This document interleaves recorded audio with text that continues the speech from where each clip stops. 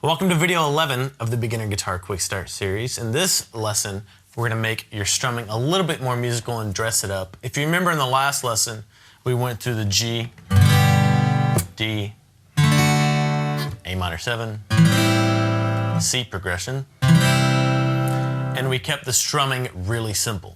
I did that so you could concentrate on your chord changes and making them smooth. In this lesson, we're going to learn a little bit more musical and realistic strumming pattern. This is going to be great for you because you're going to be able to dig deeper into actually expressing yourself more musically on the guitar. Now, if you don't have your chord transitions down perfectly, don't feel like you have to have them down just dead on before you continue with the strumming pattern in this lesson. To learn the strumming pattern that we're going to use in this lesson, you're going to have to learn how to count 16th notes. So basically, to this point, we've been counting just 1, 2, 3, 4, like this. 1, 2, 3, 4, 1, 2, 3, 4. In order to count 16th notes, we need to give each beat or each number in the 1, 2, 3, 4, 4 syllables as kind of placeholders. So what we're going to do is count 1 E and a, 2 E and a, 3 E and a, 4 E and a. And you may feel a little bit silly doing this, but what I want you to do is just count out loud with me using that counting system. So 1 E and a, 2 E and a, 3 E and a, 4 E and a. And just do that over and over again until you get used to it. So now that you know how to count 16th notes, I'm just going to show you this new strumming pattern, and then we're going to kind of break it apart and dissect it. So I'm just going to put a G chord on and play the strumming pattern over and over again for you.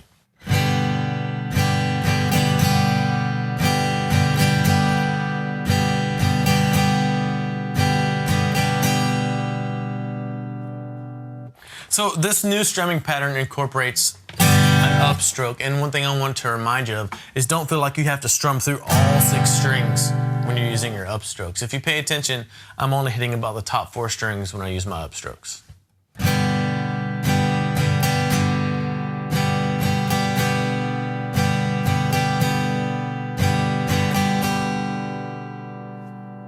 Another tip I want to give you for your upstrokes and your downstrokes for that matter is you don't have to dig in with a ton of your pick. All you have to use is the very tip. Otherwise, if you dig in with too much of the pick, that can make it really hard to get that upstroke through the strings. So just experiment with that.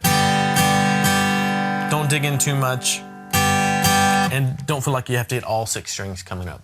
So let's talk about this new strumming pattern a little bit. I'm going to tell you the counting for it. It's 1, 2, and a. So if you have 1 E and a, you can have a downstroke on 1 E and a, and then you're going to have a downstroke on 2, and that's going to ring out through 2 E, and then you're going to have a downstroke on and then an upstroke on a. So 1 E and a, 2 E and a. Let me do that again for you.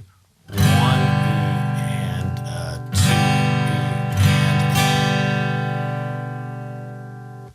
So that's the basic counting for this song. When you get to 3 E and a, 4 E and a, it's the same exact thing. You're going to have 3 E and a, just like you had on 1, and then 4 E and a.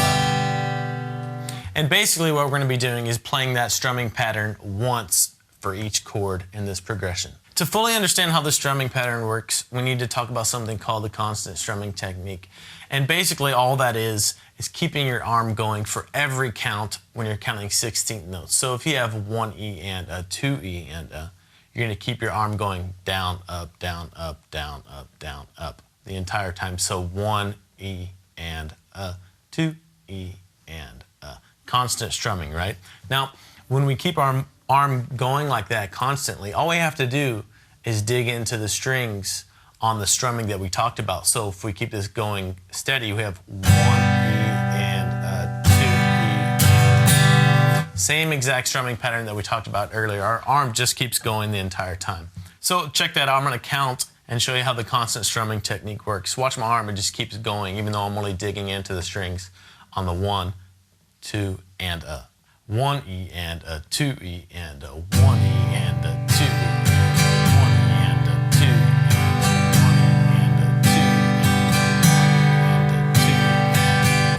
You see how my arm kept going with the time, just keeping time.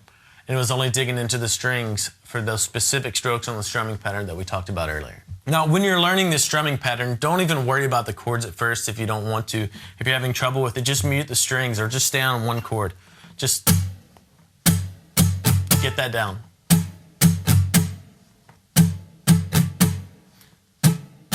One E and a 2 E and a 3 E and a 4 E and don't forget, don't just lock your wrist and strum from your elbow. That can create some tension. Make sure the feather and the honey analogy, make sure to keep that in mind when you're doing the strumming pattern too. So once you get this down, you can apply it to every chord in the chord progression that we learned earlier. So if you did that, it would sound like this.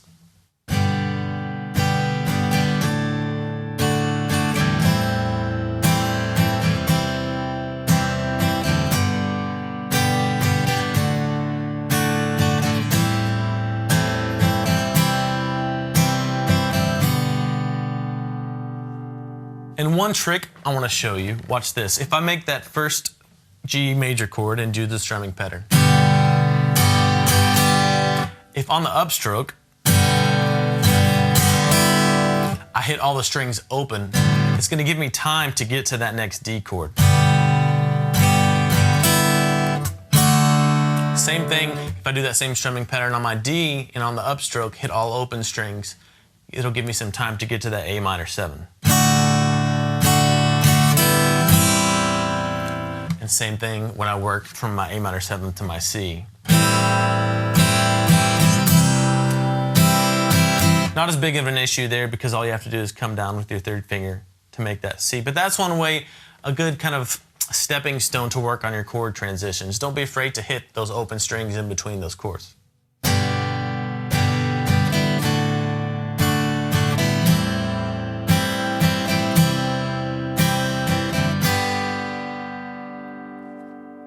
So that's a good stepping stone, like I said, but eventually you want to get to where you can go right to the chords.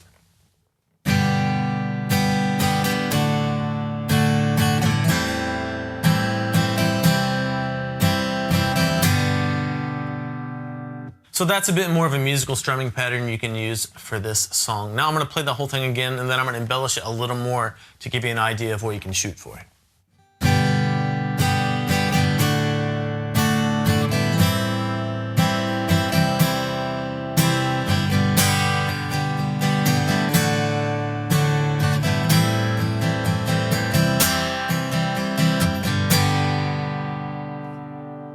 So slow this way down if you have to. It doesn't have to be perfect right away. Remember, if you're having trouble with one particular chord transition, maybe this G to the D, just isolate that. Just work on the G to the D. In the next lesson, we're going to talk about where you need to go from here in your guitar journey. If you have any questions, just leave them below or email me, Nate@guitarsystem.com. See ya.